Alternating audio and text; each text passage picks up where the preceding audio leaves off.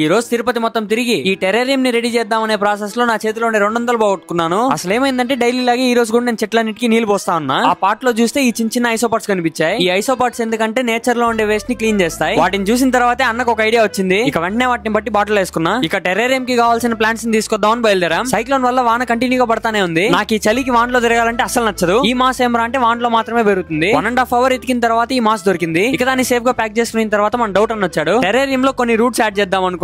అది వచ్చే దారిలో దొరికాయి. అవి కూడా తీసుకొని బయలుదేరేసాము. ఇక వచ్చే దారిలో మన డౌట్ అన్న గురించి తెలిసిందే. అందుకే ఆయనకి డౌట్ వచ్చేక ముందే నేనే క్వశ్చన్ ఇచ్చి నేనే ఆన్సర్ కూడా చెప్పేశాను. సరే దీన్ని చిన్నప్పుడు తింటా అన్నాం కదా, చాలా రోజులు అయింది తిందామని దీని దగ్గరికి వెళ్ళాను. అప్పుడే తెలిసింది నేను పాకెట్ లో పెట్టుకునే అమౌంట్ ఎక్కడో పడిపోయింది. ఇంకేముంది అదొక డిప్రెషన్. సాయంత్రం 4 గంటలకు ఇంటికి వచ్చి టెర్రేరియం ని చేయడం స్టార్ట్ చేసాము. నాకేమరా అంటే కొత్త విషయాలు చేసేటప్పుడు ఆత్రం ఎక్కువ. ఆ పని చేసేటప్పుడు మిగతా పనులన్నీ మర్చిపోతాను. అదేలాగే చేసే వీడియోని కూడా మర్చిపోయాను. మీకు నచ్చిందా లేదా అని చెప్పండి. ఇదంతా చేసి కంప్లీట్ చేసే లోపల నైట్ 9:30 అయిపోయింది. ఇక తినేసి కూర్చున్న తర్వాత చూడండి మన డౌట్ అన్న మన చిరక ఏమో మాట్లాడుకుంటున్నారు. ఈ రోజు వీడియో కింద ఫ్రెండ్స్.